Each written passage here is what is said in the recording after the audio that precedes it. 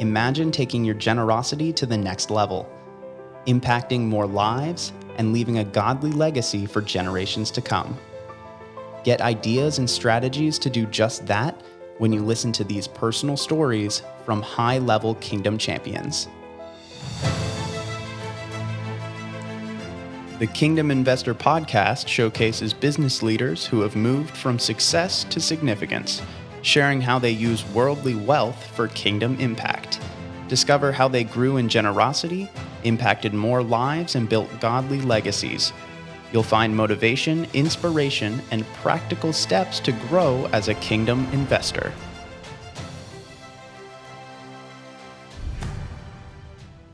Hello, Lee and Hannah. Welcome to the show. Hello. Hey, Daniel. Yeah, thank you for having us. Yeah, thanks for coming on. We're so excited to hear your story and really dive into, what God has done through that, and just, hear about how we can really learn from how you guys got started and everything. So would you start out maybe by sharing just a little bit about who you are, where you're coming to us from? Yeah, absolutely. Let me take that. Yeah, we're in Southwest Ohio, Cincinnati, just north of Cincinnati, Ohio. Right now, we are full-time real estate investors. We buy apartment buildings. We don't do it, but we bring along investors who partner with us and buy apartment buildings, and then we manage it. We're like the asset managers because we're also not the property managers. We have a property management company that does that. We kind of manage them. But yeah, we started a few years ago, and we'll get into our story, I'm sure, but, just kind of build our way up, start with a flip and then a duplex and then just kind of build our way up. And now we buy bigger apartment buildings. The last couple we've done are right close to 100 units. So, and that's what we do full time. But Ann and I do it together. We also homeschool our kids, and we try to involve our kids in the business. Ann has always said, we want to be a very integrated family where we're kind of doing everything together. We have a little bit of land, have some animals. So we kind of just meld all this together and do all this together. And we're very much still kind of in the startup phase. We haven't taken off. The business is definitely off and running to some degree, but we have not shifted into cruise control by any means. We are still working very hard to kind of really get it going. But we're really enjoying it. Feel like God has us on a really unique, fun path. That's really exciting. I'm excited to hear more. But before we get started, would you mind praying for us and our listeners, Lee? Yeah, sure. I'd be happy to. God in heaven, we thank you for this day, Lord. It's a beautiful day here in Ohio. We thank you for that on March 1st, giving us a 70-degree day. Lord, I just pray for our time ahead. And Lord, I pray for us and Dana that we could, God, that you would give us good words that would benefit the listeners in a way that you have planned for us today, God. We want this conversation to be fruitful for us, for all of us, for those listening especially. But God, we want it to be glorifying to you. So Lord, just help us do that. Help us stay focused on you. Help us be led by you today. God, that way we can hear from you and we can step out in faith. We can move forward following you, Lord, and we can let your kingdom come here on earth as we work. We thank you, God, for this opportunity. We pray that you would bless it. In your son's name we pray. Amen. Amen. So I assume one of you was probably more adamant about jumping into this investing journey. Which one of you was? Wow. How did you guess that? I was in the corner crying a lot at the beginning. Okay. Not really, but close. So here's how we're going to do it then. Lee, why don't you start out by kind of sharing initially your vision of why you guys decided to do this and maybe some of the good stuff. And then Hannah, maybe you share how you felt along the initial part of that, so we can kind of hear both sides, and then how you guys are doing it together now. Okay. Yeah. Well, yeah. If we could use this as a little bit of a therapy session, that'd be great, Daniel. Okay, that would really perfect. To us. Yeah. So I feel like I kind of experienced both sides of the spectrum when it came to work. So I went to school for a long time. I had to get my doctorate to become a physical therapist. Okay. So I came out and I eventually found my way into home health physical therapy. And that, my patients just would come to my phone. I could see them kind of whenever I wanted. So tons of flexibility. It really wasn't a stressful job at all. Had a lot of margin. So it was really great for the family. So Hannah was kind of loving that job. I found out pretty quick, at least I thought God did not create me to do this because I've been bored. This is not fulfilling for me. It's not challenging. I cannot imagine doing this for 30 to 40 years, let alone I don't know if I can do this in another 3 to 4 months. I'm being dramatic, but I am dramatic. So, but I ended up with the company I was with. I came into the office and they asked me to be the clinical director. I'm like, yes, Give me something. I need more here. Eventually with that company, it was a startup company here in Cincinnati. I actually came into the office full time. I was kind of doing more like director of operations type stuff, doing sales, doing no therapy. I mean, I'm 2 years out of school, getting a 7-year degree of doctorate. I'm not even using it. Right. But I was really enjoying my work. But now I'm kind of on the opposite side of the spectrum where I'm working a lot. There is a good amount of stress. It's back before COVID. So it's like be in the office as much as you can. And so feeling all this pressure, but when I'm at work, I'm really enjoying it. I mean, it's challenging, it's fulfilling, it's a startup. So it's like exciting. And I'm starting to feel this entrepreneurship inside of me because I'm building this division within a startup company, but this isn't so good for the family. And by this time we have 2 young kids, Hannah's staying home with them. If anybody has a spouse staying home, that spouse feels like, hey, guess what? Every time you work overtime, I'm working overtime. And my job's tougher than yours, which I would agree with 100%. So then I just got this feeling, Daniel, like, well, shoot, do I have to do a job that is not fulfilling, but is good for the family? Or, hey, sorry, family, I want to do work that's fulfilling for me. And, it just felt like, no, like God has more than that for us. So started kind of looking around and somebody handed me, a real estate book or self-development book. And I love to read or at least listen to books and end up getting Rich Dad, Poor Dad, which I'm assuming guests I've mentioned before. And it just started turning the gears like, man, maybe I could have both. Maybe by going out on my own, maybe real estate, I can work really hard and do work that's fulfilling. Cause I mean, I've always loved to work. God just put that in me. I love to work. I'm very ambitious and God gave that to me. So I'm not going to lose that, but it's like honing how does God want me to use that for good and not just, hey, leave the family, go do something awesome, but I didn't raise a good family and I don't have a relationship with my wife. But I just felt like, man, maybe I can control this. Maybe I can work really hard, do something fulfilling, but also, maintain my priorities. God is first. My wife and kids come after that. And then work is well below that. But how can I actually do that? And so that was 2016. And I was like, Hannah, I've got it. This is going to be awesome. I'm ready to go. We're going to do this. It's going to be good for you and good for the kids, but it's going to be good for me because I'm going to be doing exciting, fun work. It's all going to be great. That was my side. Yeah. So there's my side.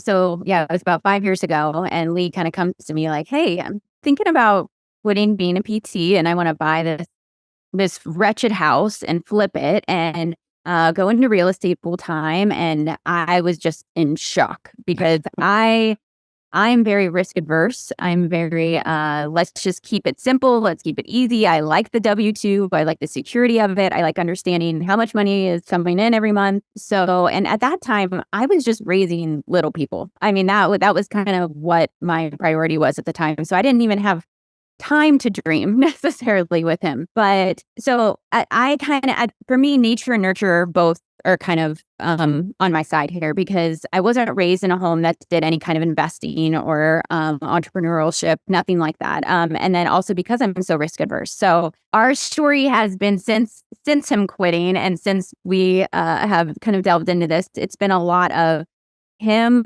we've had to learn that there are times that he wants to put on the gas and I just have to jump in and just ride along and hold on for dear life. And then there's times that he needs to put on the brakes and let me catch up and jump in at that point. So It's been a lot of give and take. And I didn't handle it well in the beginning. That's for sure. That's probably one of my just biggest regrets of where the devil kind of won so many battles in the beginning. And just because I let fear, that's the thing. Fear steals what, God gives. And I definitely allowed that. And so we've learned a lot along the way, but it's taken a long time. It's taken years for me to get to the point that I'm at. And the line that I always use that I've always kind of thrown out to him is trust equals time plus believable behavior. And that's just proven true is that for someone with my personality, my wiring and the wiring that God has given me, I do need some time to trust not only Lee, but, to trust that Lee is a God-fearing man who is turning to God and praying to God throughout all of it. And God is guiding him. But then I also need that believable behavior of just that pattern of, no, this is working. Like, this is okay. We are safe. We are secure. But it's been a battle for us the entire time. But I think back to just kind of this vision that God gave me a couple years ago. It was January, and Lee and I had discussed kind of our big just kind of dreams like for the year and just the family culture we wanted and our goals, and we were on the same page. We inevitably we wanted the same things and we had the same goals. It was just more or less the journey to get there. And, God kind of gave me this vision of, all right, so there's the horizon, there's the sun, setting, far off. Those are our goals. That's where we want to go. Lee's like on the boat, he's sailing off to our goals. And I'm still on shore and I've got my heels just in the ground, holding the boat back. And God just kind of gave me this vision of, Hannah, just get on the boat. Imagine where you could go if you guys both were on the boat rather than you still on shore. You're heading to the same spot, but you just need to be on the boat. So, and just through real estate and through just some of our passions, it's just how many people could we serve and love, and just how many people God has been putting in our lives through investors and residents. But we have to do it together because my brain works one way and his brain works another, and it's just amazing how God can blend those two to create something so much bigger than we could have ever expected. Yeah, right. Yeah, that's really helpful. So how has God used this venture to really help you guys grow to trust him more? Yeah, I think one thing he ended up I hit on was me trusting that, I never wondered, like, am I with the right person? But it was kind of like, well, God, why did you give me all this ambition and make me want to go after this stuff? But yet I'm with Hannah. Like, why didn't you just give it to her? Like, she's perfect, but man, you could have just maybe given her like more of that risk. Just risk taking. Not that she's not ambitious, she is, but more of the risk taking. But that's what I've had to trust God in. That no, Lee, even though it's kind of harder for you because Hannah's not gung ho about everything and ready to jump in. Actually, my design's better than your wishes, and that's actually beneficial. And that's been one of the coolest parts for me. I think for both of us to see that we absolutely go farther and do it better together, even though it's so much harder. I mean, it's so much more fun talking to somebody who likes to get excited about things and just, hey, yeah, I'll jump too. Yeah, we'll just build a parachute on the way down. That's the way I am. Hannah's not. And so it can be very frustrating, but it's definitely better because two people jump out. Maybe you don't get the parachute built before you hit the ground. Yeah. But Hannah's like, no, how about we at least build it halfway and then maybe we'll jump, and it's kind of that meeting in the middle a little bit. And like Hannah said, sometimes it's like, it's give and take. Sometimes it's me honoring her and God leading me to do that and saying, okay, I disagree. Like, I can't believe we're moving this slowly. It feels like, but I'll honor you in that. And then, sometimes Hannah feeling like she's being drugged, but feeling like God put me with Lee for a reason. And he gave him, this vision for a reason. And what I'll say, Daniel, what's been really cool is now we can look back. Again, we're still pretty early in our journey, but we can already look back. And for me, again, Daniel, I feel like every step of the way, I felt like we were moving too slow. We're not doing enough. We're not doing enough deals. I want to do more. Gosh, if it weren't for Hannah, I would do so much more. But yet, in all honesty, I look back and I'm blown away at how far we've come. But the reason is, Daniel, is because we've never had to take a step back. We've not done a bad deal yet. And I promise you, I would have done bad deals on my own. Yeah. I would have done 2 to 3 times as many, but a third of them would have been bad. And a lot of times in business, I'm sure you've had people way ahead of us tell you this, like, that's what really kills you is taking that step backward or like and we just haven't had that. But that's because Hannah wouldn't let us move too fast, wouldn't let me do too many deals. So we've actually taken far fewer steps than I wanted to take. But each of those steps was like, it was a good night, like nice big step. I mean, we did a single family. We only did one flip. It took us one flip to realize flipping is not investing and it's not what we wanted to do. But that was only because of Hannah. I would have done 10 easily, maybe get a few of them going into 9, but we did one and then we jumped right into a duplex. And we said, okay, this is multifamily, but we want to go bigger because we want to have somebody manage it for us. And we went from a duplex to a 16 unit. And then right on the heels of the 16 unit, all of a sudden we had 34. And then we started syndicating apartments. So compared to a lot of people I know, like it's very few steps, but it's really big steps. And that's only because we're so different. And God put us together. So it's really cool. But man, I can tell you that today, but it's been 6-7 years that we've been working on this to figure that out. Yeah. And one of my friends uses the analogy of, you might be more like a bottle rocket with its stick snapped off without Hannah. And so, you've got a lot of ambition and drive and, vision, but you have no direction and no guidance. And it's a huge blessing to have our spouses. So can you maybe share a little bit about what you have learned about each other's gifting through this process and kind of lean into what we just talked about a little bit? Yeah. You want to start?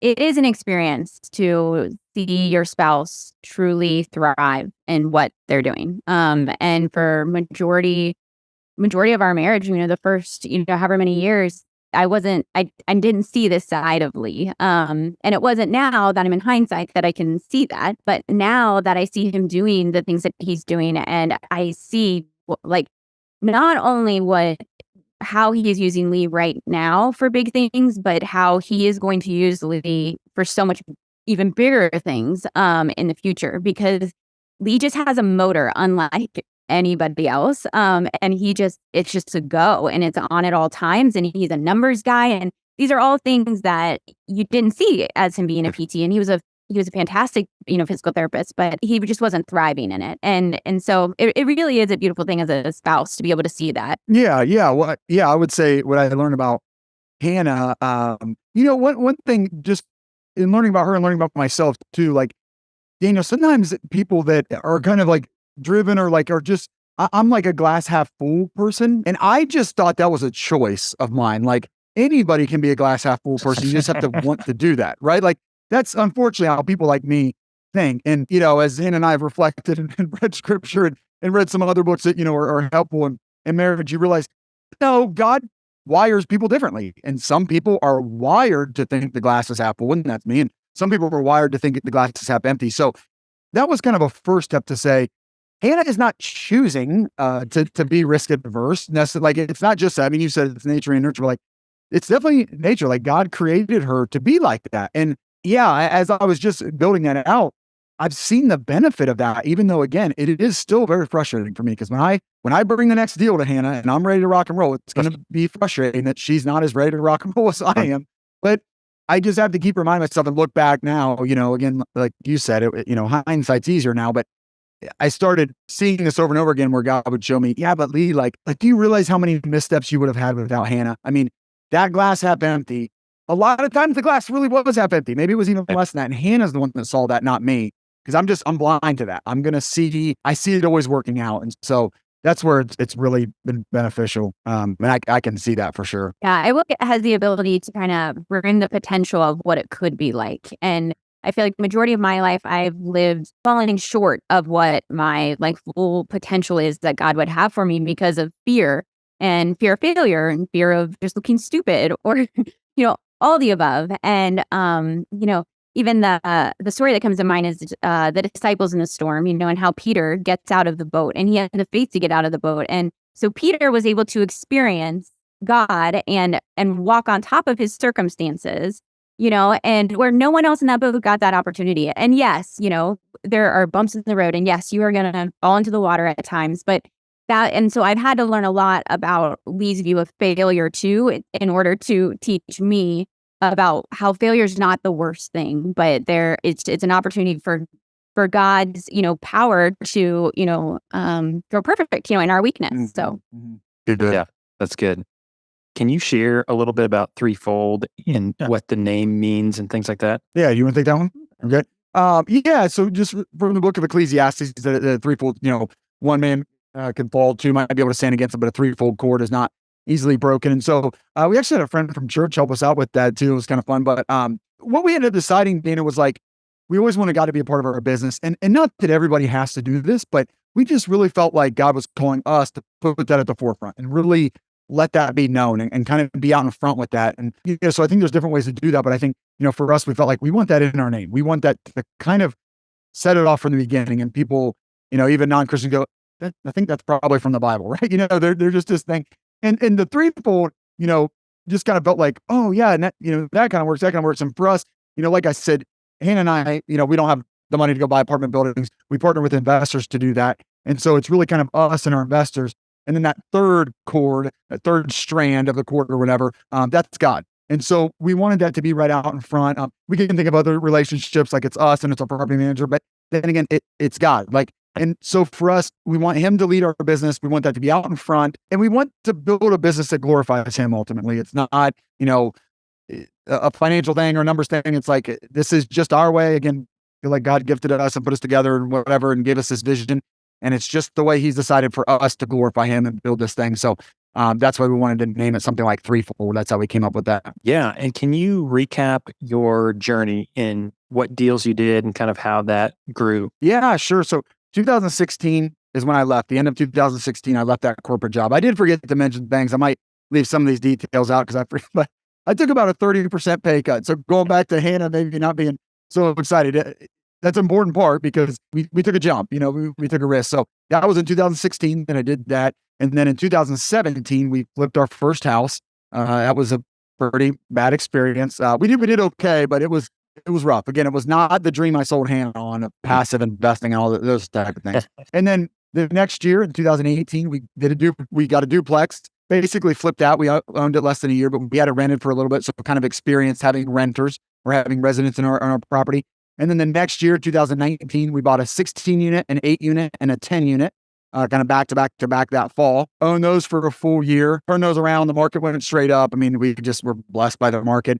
So by the end of 2020, when we'd owned them a year, we were ready to sell them all. That was, I kind of switched around the plan there on Hannah. Decided this is taking too long. I want to quit. So let's sell all 3 of these.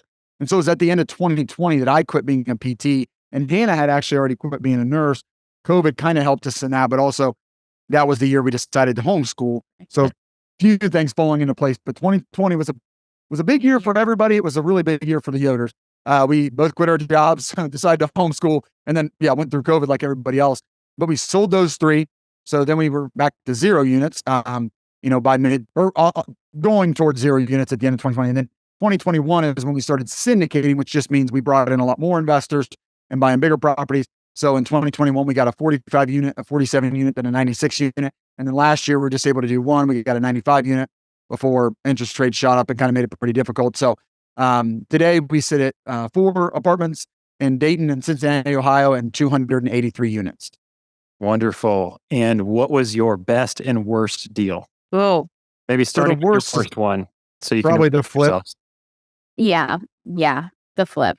We call it the flip. Just the flip. Like dun, dun, dun. Yeah, it was that. Never get. We did another one. And we kind of forget it because it just went pretty well and it was like mixed in with the multifamily. And we forget about that one. The flip was the flip that nobody would have bought. It was the leaky basement, and not leaking because the sump pump just went out. It was leaking because all the foundation was Cracks in the walls. It was rough. The floors were saturated in urine. I mean, Disgusting. terrible house. Yeah. It was like from a scary movie. It really was. Pretty cool transformation that we were able to pull off, but it was a great learning step. When I say it wasn't what we bargained for, Daniel, the idea for us was not to flip and just find another job, because that was kind of a clear picture God gave us. I said I took a 30% pay cut, and then I went back to doing home health physical therapy. So with the home health physical therapy, I was right back to like having a great schedule, tons of flexibility. Like, we're both kind of loving life. Like, I was kind of getting a little bit burned out on the corporate job too, but then we added the flip on top, and it really just put me back to the exact same hours that I was working before. And the amount we made on the flip was just enough to replace the drop in my salary. So flipping is just a different job. Now, it is real estate, so it's not a bad thing. And you can get started in real estate. It's a great way to get started. We made a little bit of money and then we threw that into the next deal, but it's not investing. It's just a different job. You're just trading time for money, but it's just in a different way. Whereas if you own rentals, while you sleep and while you're not doing anything, people are still paying rent. So that's what I mean when I say like it wasn't what I sold Hannah on. It was an active job, but I did a ton of the work myself. So I was out there all the time, evenings, mornings. I'd get up at 4:00 in the morning, sometimes go out there. Weekends, we had the kids out there, and our kids just weren't at the right age either. I mean, we kind of dream of like when our kids get older, like we might be doing that again just to put them to work, because it'd be fun for them to learn that. But at the time, our son was 2, and he would come out and shock himself with the outlets that didn't have covers on them and bang on paint cans and drop his cheeseburger in a bucket of drywall mud and stuff. So it wasn't good ages for the kids. I just kind of forced our way into it. So that one was rough. It was not a good experience. I kept saying to people like, all right, I have to prove to Hannah with this flip that real estate can make money, because she thinks we're going to lose all our money by putting in real estate. And that it's good for our family. It's good for our lifestyle. Yeah. We did make money, but that's much less important to Hannah than is it good for our family? Is this, the vision God's given us for. I missed badly on that one. So that's why that deal was bad. Yeah. Gotcha. Wow. That's pretty funny. And then what was the most successful deal? Yeah. I guess I'd say let's talk about the schoolhouse.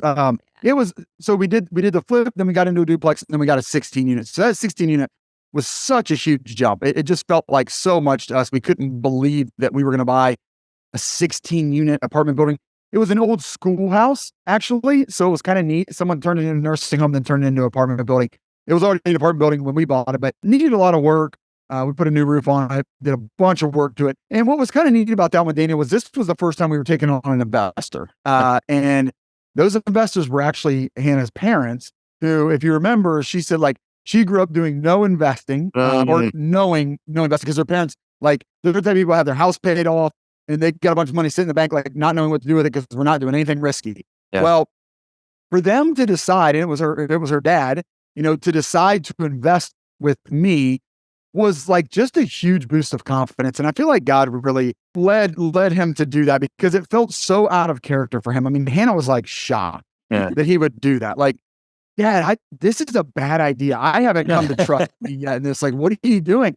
But he trusted us in it. And so he was kind of active in it just a little bit. He would kind of come out and work at the property with us. And yeah, we sold that one in just over a year. And I mean, again, Daniel, like the real estate market, it was the market. Like, we just got lucky and timed it right. So I don't mean to say like we did a great job, but again, God just blessed it. And her dad made a crazy good return, like 70% in 1 year. And it was just neat. It was a big confidence builder for us, just the fact that he got in, but then also like that it worked out for him and worked out for him very well. And that kind of sparked something in us, Daniel, that started moving us towards syndication, because it was like, I mean, he did well. Well, we did really well on that one. Obviously, we owned 50% of the property and then gave him and one other guy at the other half. So we did really well, but it was cool that like somebody else got to do really well. Yeah. And we did almost all the work, but it was his money, but we got to bless him. And he's a Christ follower as well. Like, so now he gets to go bless the kingdom with he, and we do too. So then I was like, man, what if we can just keep bringing in more and more people, do bigger properties and bring more and more people? And a lot of them,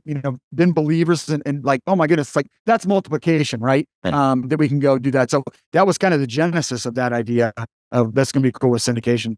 Yeah, I would also say with the schoolhouse apartments, that was the first time that we had, a huge collection of residents that we felt called to serve. It's gotten to the point to where we truly believe that God has put these residents and these investors in front of us within our reach to serve.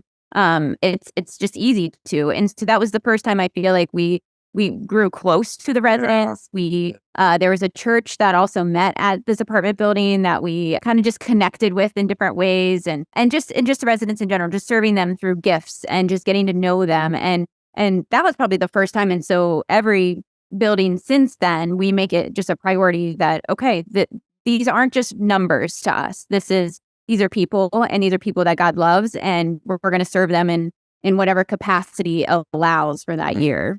Yeah. What other ways have you guys found to impact tenants or investors for the kingdom? Yeah. Do you want to take that one? Yeah. So we do holidays mostly and stuff? Yeah. No, I throughout the year, it's just, but from when we started this had to be more than a numbers thing for me, because when it comes to real estate, it is so much about the numbers. And I had told Lee from the beginning, if we're going to do this, there's got to be a mission side to it. I can't just keep talking numbers. And especially because we have our kids so involved in it, I wanted them to see that these people are people that God loves in front of us, and we are able to serve them because they are our residents. And so throughout the holidays, throughout even just when we buy a new building, we've done, and we've just started small with it, just because that's what we're capable of doing. We would love to do much more and go bigger, but we just do different gift bags for different times. So for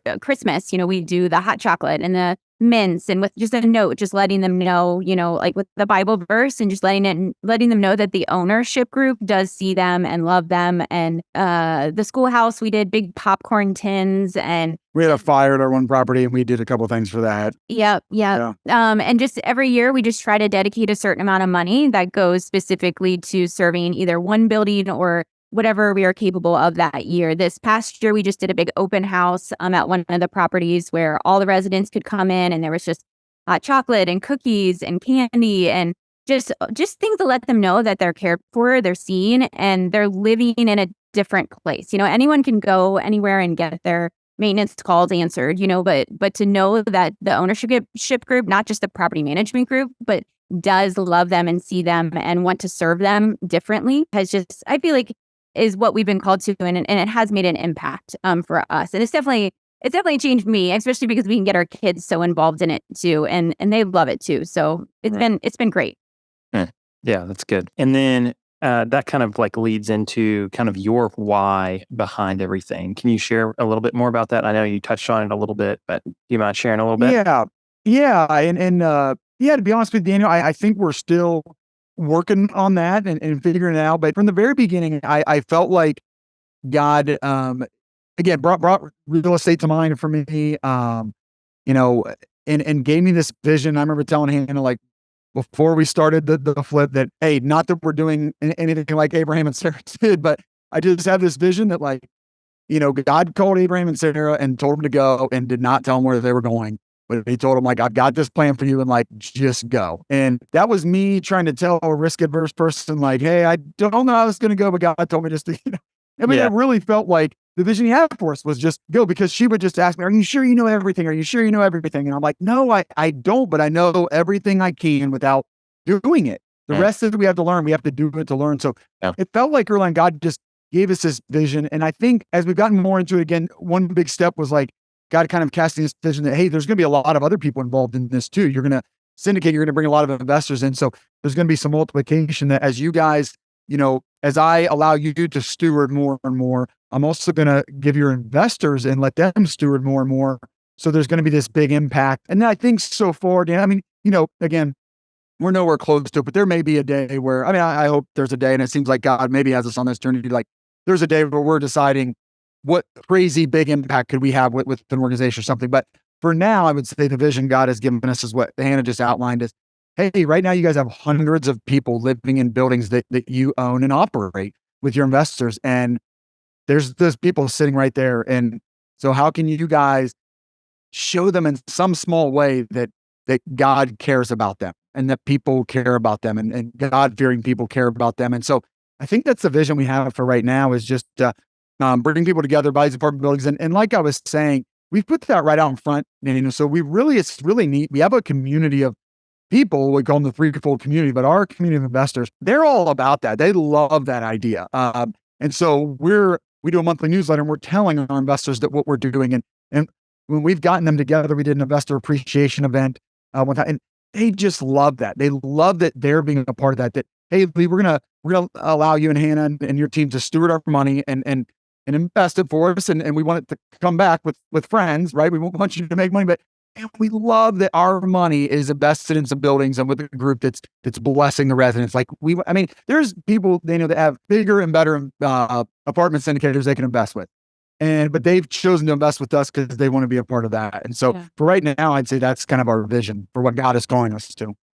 Yeah, that's helpful. So then turning to somebody who's starting out in real estate, what would you tell them or I guess maybe even just starting something, right? And God is calling them to start something and step out in faith.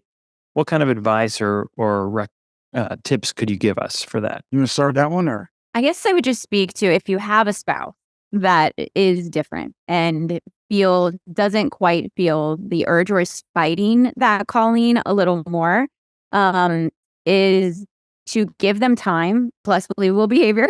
Good. And just know that that it's a journey to get there, and to trust God through the process of it, and to know that that you guys aren't that far from each other. Like the journey may be different, but God is working through even all those conversations and all those potential arguments. That God is growing you and your marriage and just your family. I mean, if you would have told me 5 years ago that I would be sitting here and doing this instead of being a nurse, I would have been like, you're crazy, but God has such a purpose through the process, and it's incredible. And we have a very slow God. And so he does work slow. And so you just have to trust his process in it. Yeah. Yeah. I think, Hannah would sometimes say, like, I'm just worst case scenario and you're not. And I would say, I have a worst case scenario. I think through that, just my worst case scenario is not nearly as bad as yours. And sometimes, and I would push back to her and say like, you think my worst case scenario is not bad enough, but maybe yours is too bad. And so we would kind of meet in the middle of that, because our first, that flip, Daniel, I wasn't killing it with physical therapy, but we had bought our home, we had a very modest home with some modest payment. And so we actually, on my income, could afford our monthly mortgage payment and the house we were flipping, that monthly mortgage payment. So I said, Hannah, actually the worst case scenario is we're stuck with 2 houses and we're paying off 2 mortgages. That's not bad. We're not in the streets. We own one too many houses, like if we couldn't sell it and we couldn't rent it and we're just sitting with an empty house. But it was like, that's not that bad of a worst case scenario. So maybe I think that was helpful. So I think people like, okay, we're going to jump in and, maybe wife is ready to jump in, the husband's not. And you decide, okay, well, this is how we're going to jump in. And worst case scenario is we lose $5,000 and we can both agree that that's not going to be devastating. We're going to be okay because I've got to let my spouse go and try this or whatever. So maybe that's a step that you can take early on to decide that we can afford to jump, because we're not going to be desolate or living on the streets if this doesn't work out. Yeah, that's good. Because you got to get started. Yeah. You got to, at some point, you've got to get started. Like I said, Hannah, like I can't learn any more without doing it.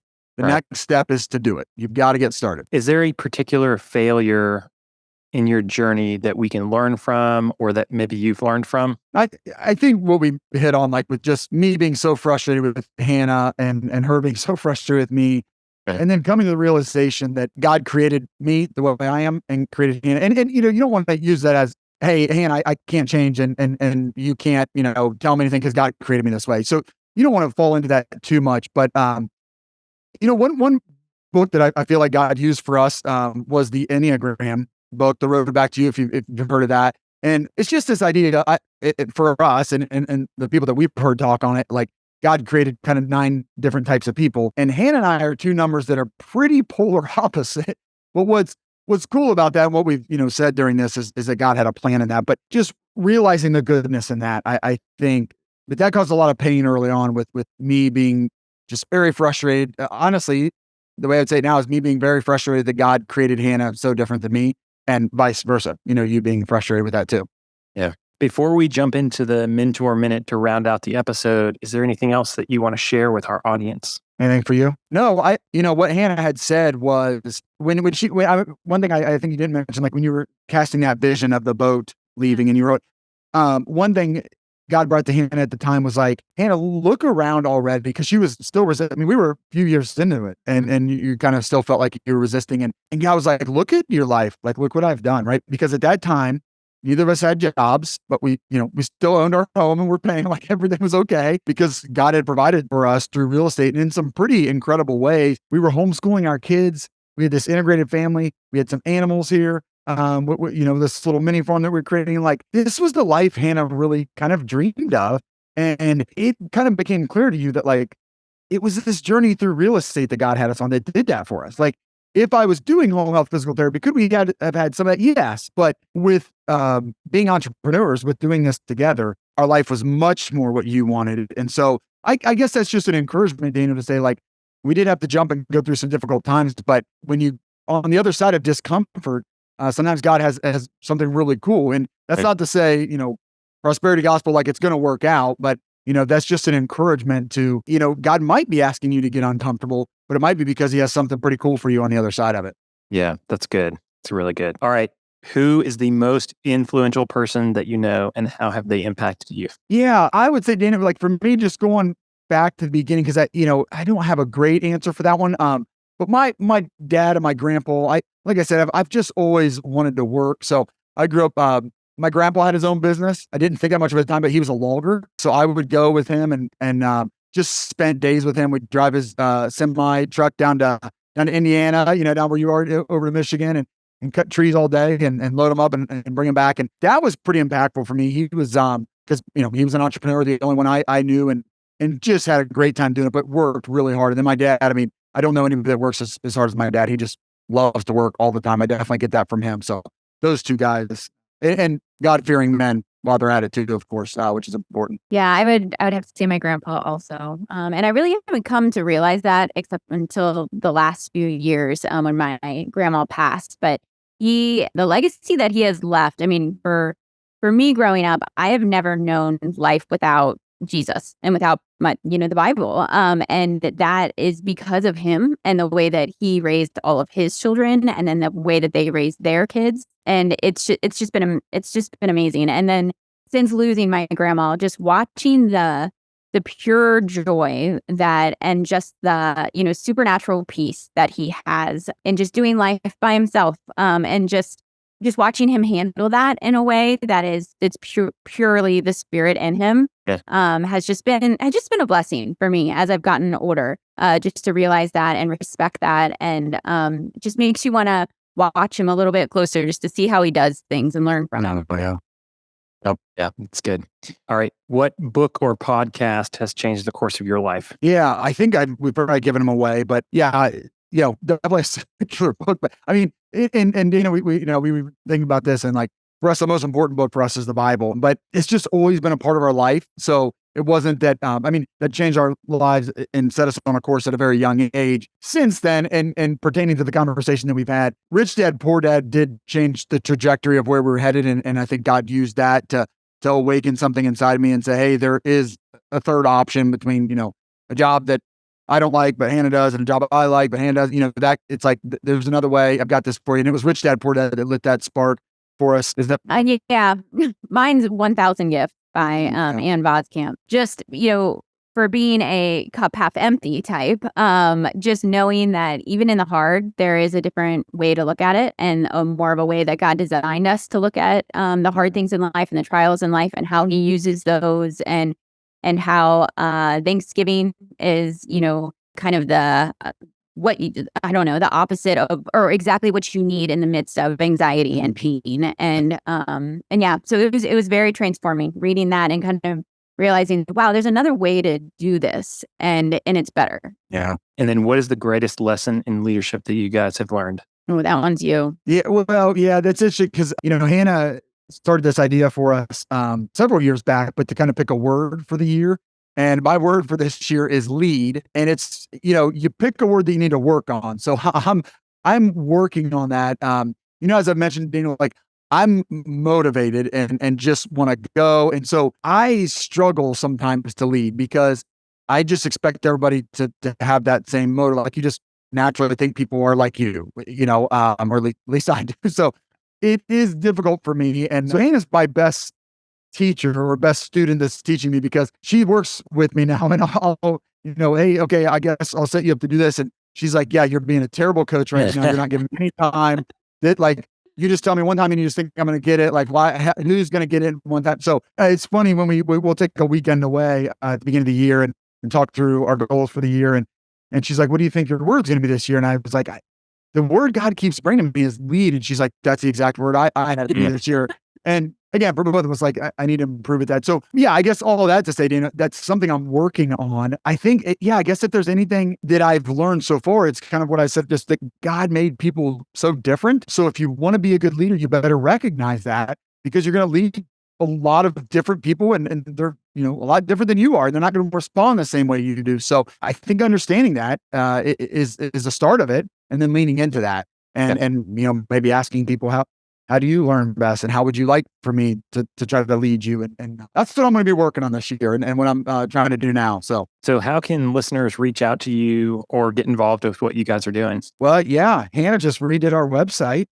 Pretty excited about that. She jumped into that one and took on a big one. See how much she's grown, how she is now. Yeah, so go to our website. It's Threefold, REI, as in realestateinvesting.com. You can find everything there. I try to be pretty active on LinkedIn. So if you find Lee Yoder on LinkedIn, I'm on Facebook too. But yeah, I would just jump on the website. You can email us also, info@threefoldrei.com. But check out the website. All right. Sounds good. Thank you guys so much for coming on. And is there anything that I can be praying for you, or our listeners can be praying for you guys? Yeah. Thanks, Daniel. Yeah. As it pertains to the business, it has been we haven't purchased anything since last May. And so, as entrepreneurs and people doing their own business, like, not to get into all the weeds, but that's kind of pays our salary. When we purchase, we take a acquisition fee, and it kind of pays our salary. So most of the cash flow goes to our investors. And so it's just like anybody with a business. Like if you're not making sales, like that's kind of difficult. We have, God, had us set up to have a runway and things like that. And so